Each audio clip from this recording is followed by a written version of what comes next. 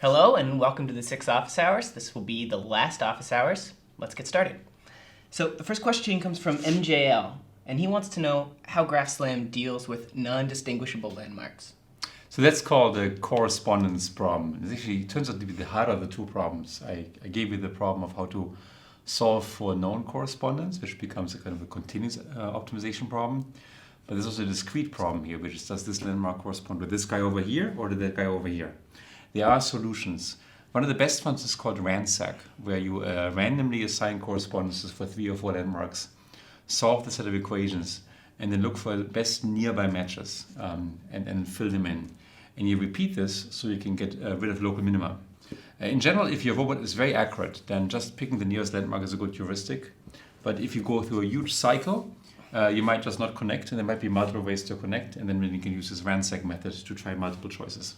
Okay, thanks. Next question comes from Marcelo79, and he wants to know, in a real environment, we don't know the number of landmarks, and in the unit, it seemed like we were always pretending like we knew. So in, for example, the mind mapping video that you showed, how do we deal with encountering all these new landmarks, and do we not get the same problem that we had with our position measurements where this matrix just becomes unwieldy? So Marcelo, 79, that's a great question, and there's many different answers I can give you. One is, if we really had point landmarks, the way I described them, like maybe tree trunks or corners of rooms, you can just grow the matrix using the functions I provided to you. For every new landmark, you just put a new row and a new column in there. That's basically it. However, the more interesting version of your question is, what is a landmark? And in our mind mapping, for example, we don't make distinct features like corners landmark. Instead, what we've been doing is we're taking little small local maps that are defined over 5 meters of forward motion, and we make these maps the basic entities. Now, it turns out they aren't really landmark in the traditional sense, but they still have a location, and you can still match them and see how they fit together. And in matching them, you can make a constraint that's very much like the graph-like constraint that is like range and bearing or x and y distance, and you can toss them into the same set of equations. And that works really like a charm. Great. Sounds sort of like when you're stitching together those panoramic photos. Yeah. And there's an entire field of people who stitch together these local images into global ones, including image stitching, panoramic stitching, and so on. And they use very different methods, like the 3D reconstruction of the boat Titanic that sank 100 years ago, that is done on local stitches. It's being stitched together this way. And if you go back all the way to Gauss, 200 years ago, when he invented least squares methods, it was basically his attempt to map the land and then get these local constraints together of measurement points to make a reasonable map of our land. And that's where this all dates back to. In fact, he basically invented GraphSLAM 200 years ago. Just didn't know about it. All right, the next question comes from Emil, and he's talking about how we found all these great ways of helping our robot make intelligent decisions, but there has to be some situations where we've just hard-coded some things into, like, the Google self-driving car. Can you talk about any of those exceptions that have been hard-coded in?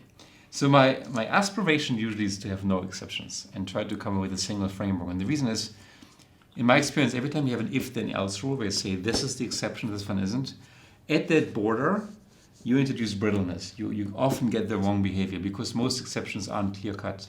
So when I talk to my students at Stanford or my team at Google, I try to get rid of any possible if-then-else statement. Now, having said this, of course, there's exceptions. There's motorcycles, there's cars. It turns out cars stay in lanes, but in California, probably like the way it is in India, motorcycles tend to be like between lanes and sneak between cars. And we sometimes have special rules for this. Like, for example, we have rules that say certain areas, certain crosswalks have more likely pedestrians than other crosswalks. And our car will behave differently for these crosswalks and react differently to people on the side of the street. So there's a good number of those exceptions. And the truth is the real world is messy. You have to really go through those one after another and try to address them. Having said this, from the mathematical perspective, the fewer you have in your code, the better. All right, the next question comes from Quartz, and he wants to know how we use SLAM in a changing environment and whether there's a way to forget previous landmarks and acquire new ones. Quartz is a great name. It must be a non-American keyword, I guess. So it looks like.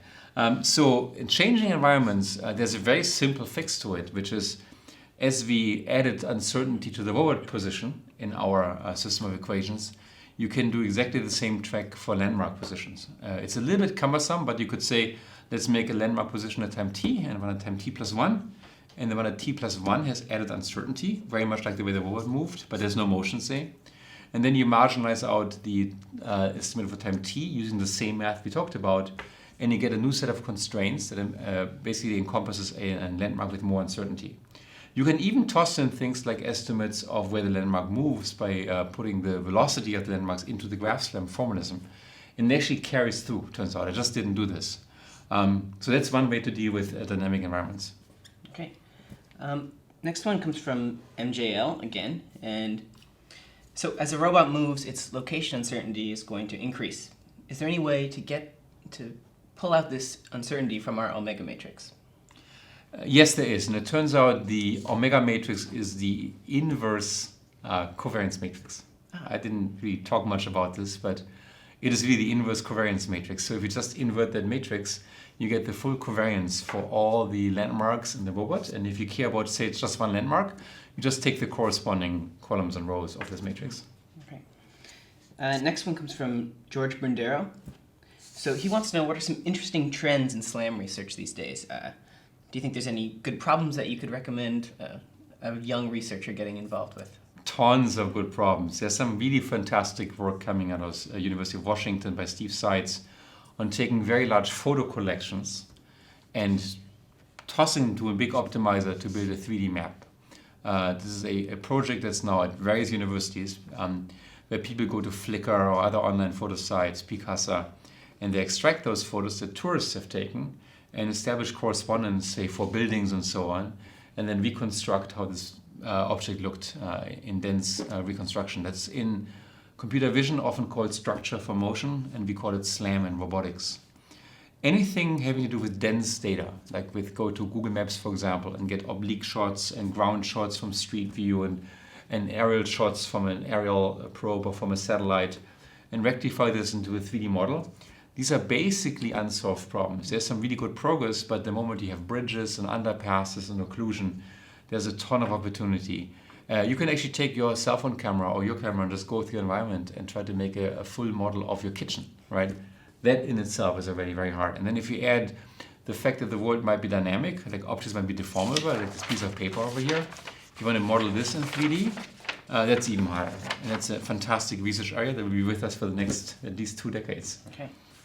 All right, well, the last question comes from K. Temby. And he wants to know about using landmark correlation. So, for example, in our model of omega, we assume that 2 landmarks they couldn't see each other. But in reality, sometimes we have some correlation between landmarks. So, for example, streetlights come at regular intervals. Do we ever implement this? And if we did, would it help? It would absolutely help. Any information you can bring to bear is good. So this question is like the same question as having a multi-robot situations where multiple robots interact and they move around and they can see each other. And in seeing each other, you insert a constraint that's between these 2 robots. If you had landmarks that either could sense each other, maybe you have Wi-Fi beacons and they can sense each other's strength in a building, or if you have external knowledge like the pattern of street view of lamps, that is super informative.